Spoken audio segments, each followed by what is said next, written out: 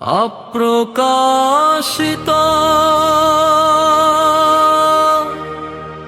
প্রেম ভালা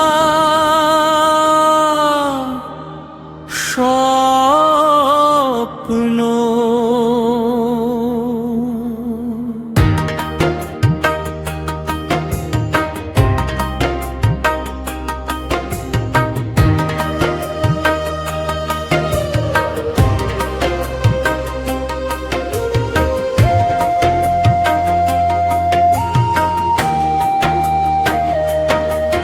কবি শিমুল হোসেনের উদ্ধৃতিগুলিতে প্রেম বিরহ এবং প্রত্যাখ্যানের অনুভূতি এমন এক মর্মস্পর্শী ভঙ্গিতে প্রকাশ পেয়েছে,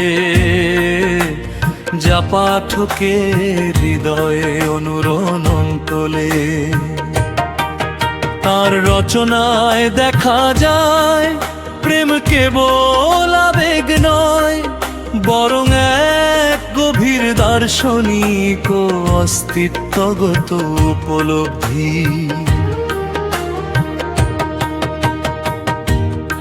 প্রেমের চরম দার্শনিক গভীরতা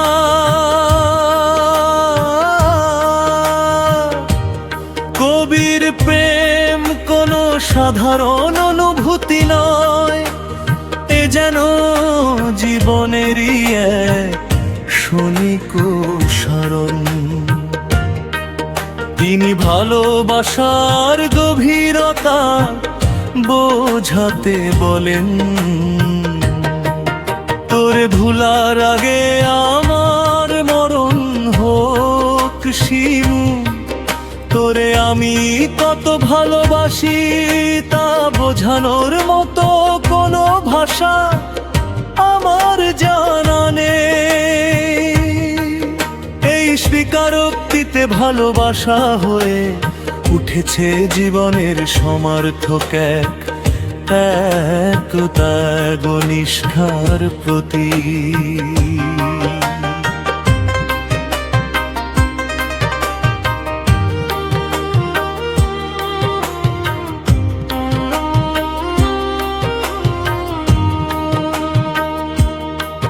কবি বিশ্বাস করে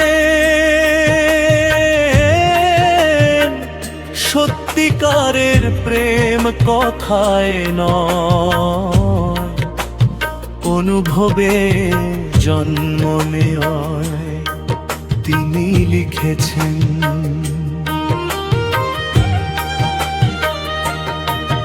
আমি তোমাকে ভালোবাসি,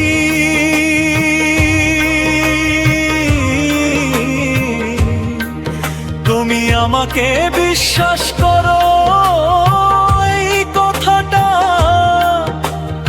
আমি কখনো বলবো না, কারণ বিশ্বাসটা কথায় না, অনুভবে জন্ম নেয়া। তার কাছে প্রেম এক খেলা, যা প্রিয়জন ছাড়া অর্থহীন। তোরে ছাড়া জমে না প্রেমের খেলা, প্রত্যাখ্যানের বেদনাও কারণ। কবির কবিতায় প্রত্যাখ্যান এসেছে তীব্র বেদনাময় স্বীকারোক্তির মাধ্যমে।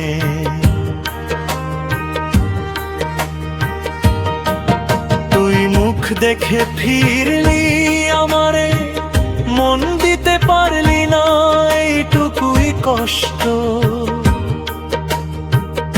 এখানে চেহারার ভিত্তিতে প্রত্যাখ্যান এক গভীর মানসিক আঘাত হিসেবে ফুটে উঠেছে। কবি আরো বলেন,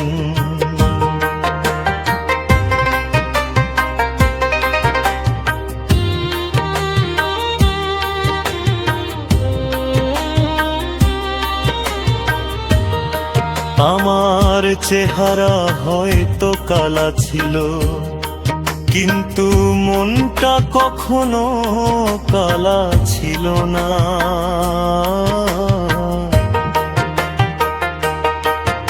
এই বাক্যে তিনি সৌন্দর্যের বিপরীতে আত্মিক সৌন্দর্যের মন যাতা তুলে ধরেছেন, কিন্তু বাস্তবতা তাকে ভেঙে দিয়েছে।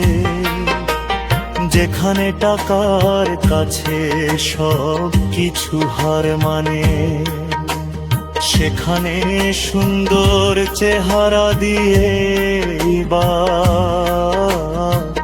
কি হবে বল। এখানে প্রকাশ পেয়েছে সেই সমাজ চিত্ত, যেখানা প্রেম নয় বরং অর্থবাচিকতা জয়ী হয়। তিন বিরহ, কষ্ট, নিস্পৃহতা, প্রেমের ব্যর্থতা কবির জীবনে এনেছে অনিদ্রা, নিস্পৃহতা, বিষাদময় নীরবতা। তিনি লিখেছেন, আমি রাত জাগি বলে অনেকেই ভাবে আমি নেশাখোর, বাস্তবে তার অনিদ্রার কারণ হলো সেই প্রিয় মানুষ যে তার ভুল করে নিয়েছে। হতাশার চূড়ান্ত পর্যায়ে সে তিনি ঘোষণা করেন, আমি আর যাব না প্রেম বাজারে, তওবা করছি। প্রেমের নিষ্ঠুর বাস্তবতা সম্পর্কে তার উপলব্ধি তাই করুণ দার্শনিক। প্রেমের দেশে গিয়া দেখি সবাই পাখি, কিন্তু ডানা ভাঙা। অর্থাৎ ভালোবাসার পথে যে পা বাড়ায়, সেই কোনো না কোনো ভাবে আহত হয়। জল নীরবতার ভাষা